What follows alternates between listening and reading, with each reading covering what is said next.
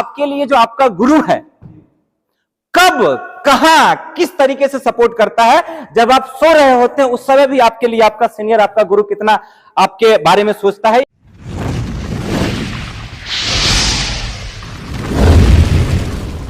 मैं इससे पहले कहानी बताता हूं गुरु की जरूरत कब कब पड़ती है। शायद आप लोगों में से बहुत सारे लोग सुने होंगे कि एक लड़का और लड़की प्यार करते थे, बड़े हो गए, उसको शादी करना था, लेकिन कंडीशन था कि लड़की के पिता मान नहीं रहे थे। कि लड़की के पिता क्या नहीं मानेंगे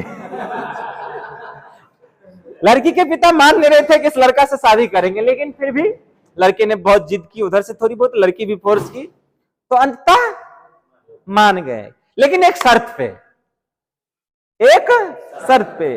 बोला मान तो जाएंगे, तुमसे शादी करवा देंगे, लेकिन एक शर्त है, बारात में कोई बूढ़ा नहीं आना चाहिए, कोई बूढ़ा नहीं आना चाहिए। अब भाई आप जानते हो शादी में बूढ़ा का बहुत योगदान होता है, नाना हो, फूफा हो, मौसा हो, चाचा हो, दादा हो, मौज पे ताव रखे हुए रहते हैं, इसको तो चाहिए ही चाहिए, पगड़ी बांधने का मौका मिलता है, संधि मिलान होती है, ये कैसे मानेंगे। लेकिन अब उसके पिताजी और वो लड़का जिसका शादी होने वाला था अपने नाना दादा लीलो को बहुत रिक्वेस्ट किया कि मान जाइए, पहले से तो मान नहीं रहे थे, अब मान गए, बहू को आने दीजिए, यहीं देख लीजिएगा। लेकिन एक होते हैं हट्टी, कुछ भी हो जाए साला हम तो जैवे करेंगे, ठीक है। उसी में से एक बूढ़े थे, वो बहुत हट्टी थे, बोले नहीं हम तो जाएंगे ही, चाहे तुम्हारी शादी हो ना हो, हमको लेकर के चलो। बोले जाएंगे ही जाएंगे। अब इतने महत्वपूर्ण पर्सन थे कि उसको छोड़ भी नहीं सकते थे, तो लास्ट में आपस में विचार हुई, तो बोले एक काम करते हैं कि इसको बक्से में बंद करके लेके चलते हैं, सामान समझ करके, किसी को पता भी नहीं चलेगा, और ये जाके हो भी आएंगे, जाके हो भी आएंगे। बराती सजी, लोग तैयार हुए, डीजे ताशे सब जरूरत पड़ गई, सर सजा करके चलना शुरू कर दिया। जब जा रहे थे तो जब लड़की के घर जाना था तो उससे पहले एक बीच में नदी पड़ती थी, एक नदी पड़ती थी, और उस नदी को पार करके जाना था।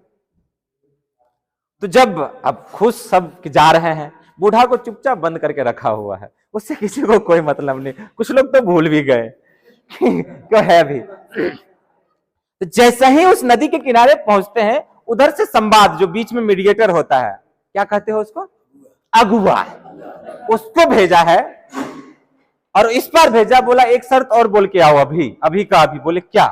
बोले जाकर के बोलो कि इस नदी में जो पानी बह रहा, दूध की नदी बहवाएंगे तब शादी करेंगे, नहीं तो नहीं करेंगे। साला सब परेशान, इतनी दूध कहां से, भी अभी व्यवस्था कहां से करें।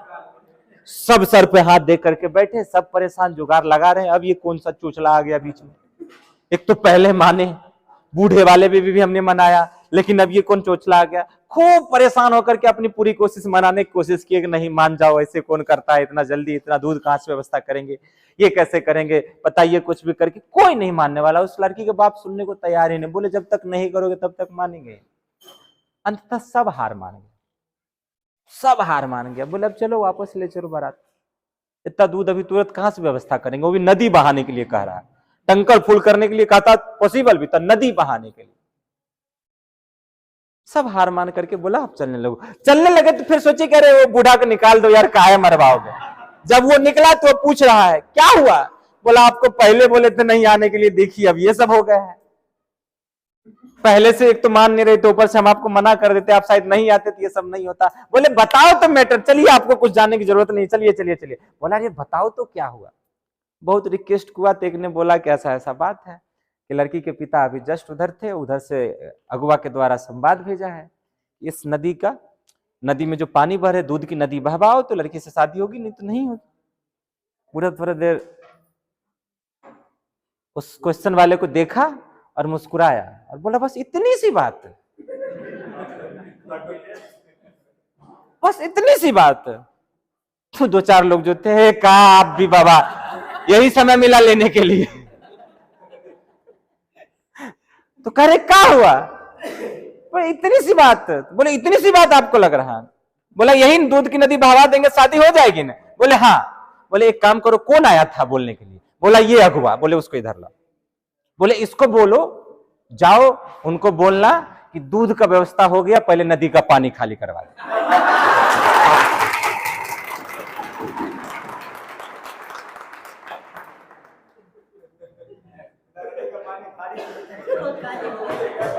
खबर लेकर के अगुआ पहुंच भी गया,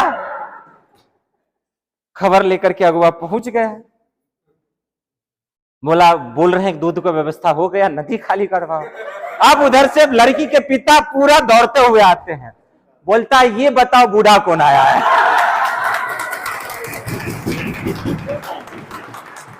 क्योंकि तुम लोगों के बस की तो बात है, तो गुरु की जरूरत वही पड़ेगी जहां तुम्हारा बुद्धि काम करना बंद कर देगा।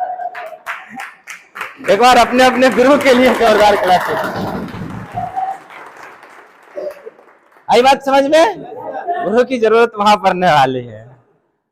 और कभी बड़े हो जाओ तो घमंड मत करना अपने आप पे कि हम तो बॉस हो गए हैं, उसके लिए भी एक कहानी है। जब आपको लगे कि हम तोप हो गए, अब क्या जरूरत है इसका, उसके लिए कहानी है कि एक बूढ़ा ट्रेन में सफर कर रहे थे, थोड़ा ज्यादा एजेड थे और कुछ यंग लौंडे भी साथ में सफर कर रहे थे।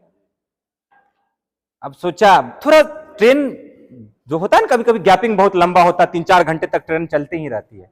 तो 3-4-5-6-7 लड़का था, बोला यार इतना दूर समय पास करने में दिक्कत हो जाएगा, इतना दूर जाने में कुछ करो, कुछ मस्ती करो, कुछ इंजॉयमेंट करो। उसमें से कुछ खुरफाती नहीं आइडिया लगाया कि यहाँ पे एंजॉयमेंट क्या हो सकता है, एक काम करो चेन की पुली खींचते हैं।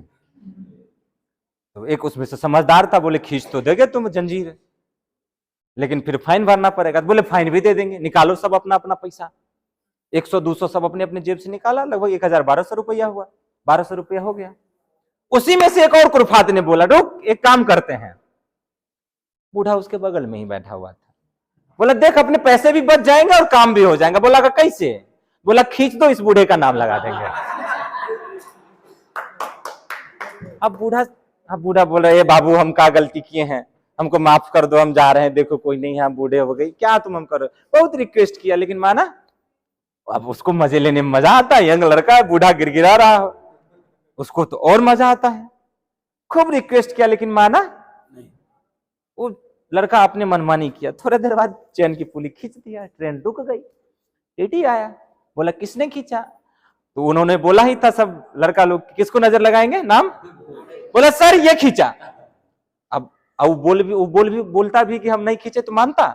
यहाँ 10-12 लोग बोल रहा है कौन खींचा। बोला हाँ तुमने खींची? बोला हाँ हमने खींची।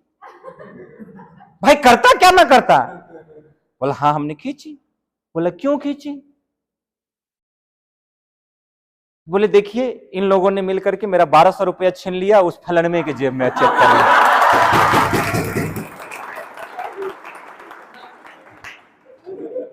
अब उस लड़का जो इकट्ठा किया था सही में उसके जेब में था।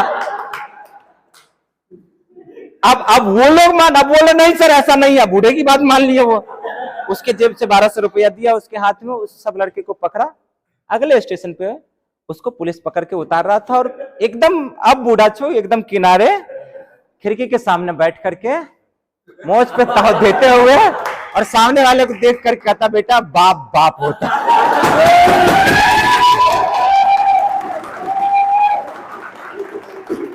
आपको कभी डाउट लगे कि हमेशा कि हम बन गए हैं, फिर क्या याद रखिएगा बाप।